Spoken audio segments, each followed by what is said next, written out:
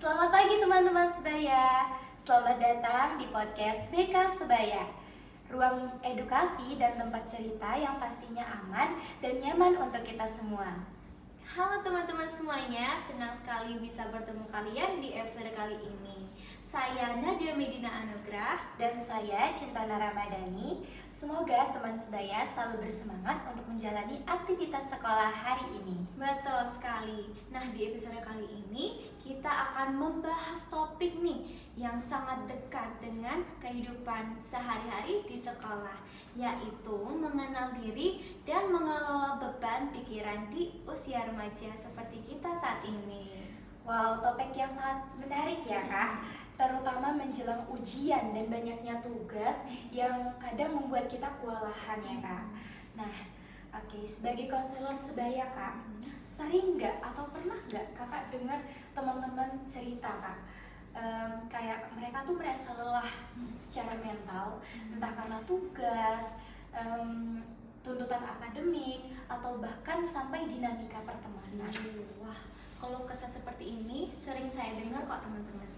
Tetapi dan hal tersebut memang wajar ya. Karena apa? Karena masa remaja adalah masa transisi di mana kita itu mulai memiliki rasa tanggung jawab yang lebih besar pada diri kita sendiri, Kak. Betul. Nah, tapi Kak, berbicara tentang tanggung jawab seperti yang Kakak bilang, kira-kira tanggung jawab seperti apa sih Kak contohnya? Oh, kalau secara akademis, contohnya nih di sekolah kita itu dituntut belajar secara konsisten, dan di sisi lain kita juga membangun relasi dengan teman-teman di dalam sekolah maupun di luar sekolah, dan juga merencanakan cita-cita, impian kita, masa depan, dan juga memahami emosi pada diri kita sendiri, Kak. Oke, berarti wajar ya Kak kalau kita sering merasa capek atau pusing atau bahkan cemas ya Kak. Betul. Nah, tapi kapan sih Kak kita bisa kita bisa tahu Kak kalau misalnya berpikiran kita tuh sudah berlebihan? Oh, pertanyaan yang sangat penting nih teman-teman. Kita perlu mengenali tanda-tanda bahwa kita itu membutuhkan pertolongan atau bantuan kepada siapapun. Biasanya dapat dikategori tiga indikator, yaitu yang pertama perubahan fisik. Nah, perubahan fisik ini terjadi seperti seseorang yang mudah lelah, pola makan tidak teratur, pola tidur yang berantakan, dan sering tidur malam, begadang, dan lain sebagainya. Nah, yang kedua ini perubahan emosional. Perubahan emosional itu terjadi pada diri kita sendiri. Biasanya itu mudah marah, atau biasanya bahasa gaulnya bad mood nih, atau mood swing dan lain sebagainya. Nah, yang ketiga itu perubahan perilaku.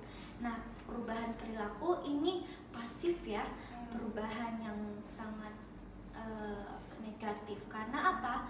Karena perilaku itu bisa terjadi seperti menonaktifkan dari organisasi, dari sekolah, dan juga nilai nurun, prestasi tidak berjalan. Begitu, Kak. Oke, berarti wajar ya Kak kalau kita sering merasakan hal-hal tersebut. Dan kalau kita sudah merasakan gejala-gejala tersebut nih Kak, kita nggak boleh memendamnya sendiri ya Kak ya. Oke, lalu langkah nyata apa sih Kak yang bisa dilakukan oleh teman sebaya agar bisa menjaga kesehatan mental terutama di lingkungan sekolah?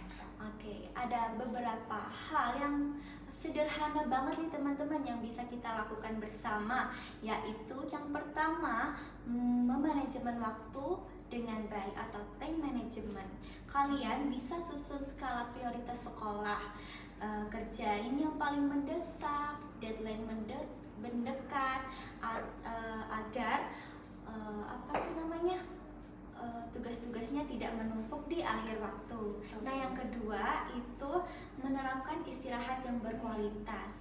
Manfaatkan waktu istirahat di sekolah untuk relaksasi mata dan pikiran agar tidak mudah jenuh, dan juga jangan sering-sering istirahat dengan menggunakan HP secara terus-menerus. Nah, yang ketiga itu menemukan teman cerita yang dapat dipercaya, dan juga bisa memanfaatkan layanan BK di sekolah kalian masing-masing gitu Kak. Betul sekali ya Kak, karena berkembang juga butuh kesehatan mental ya Kak.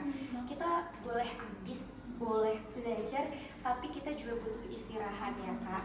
Dan juga kita demi kesehatan mental ya Kak, kita juga butuh yang namanya cerita nih semuanya. Nah, oleh karena itu di sekolah juga ada layanan BK ya Kak ya. Nah, tapi Kak, seringkali ada stigma Kak yang mengatakan bahwa kayak wah, masuk ruang BK itu karena berbuat salah. Padahal kenyataannya tidak seperti itu ya Kak? Tidak seperti itu teman-teman. Karena apa? Karena ruang BK itu adalah tempat yang bisa kita konseling, pengembangan diri, dan juga merencanakan masa depan dengan guru, dan menjaga kerahasiaan siswa-siswi di sekolah kalian masing-masing. Begitu Mbak. Pelajaran berharga sekali untuk kita semua hari ini. Menjaga kesehatan mental sama pentingnya menjaga kesehatan fisik kita sebagai seorang pelajar. Betul sekali.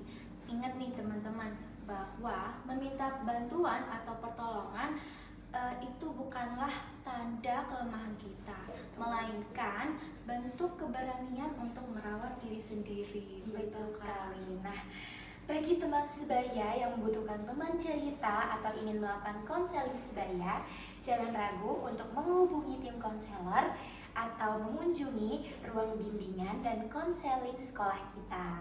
Oke, terima kasih sudah mendengarkan dari awal sampai akhir di episode kali ini. Semoga bermanfaat bagi kita semua ya Kak ya. Ya, betul sekali. Dan saya Cinta Naramadani. Dan saya Nadia Medina Anugrah. Kami pamit undur diri. Salam sehat dan semangat belajar bagi kita semuanya. Wassalamualaikum warahmatullahi wabarakatuh.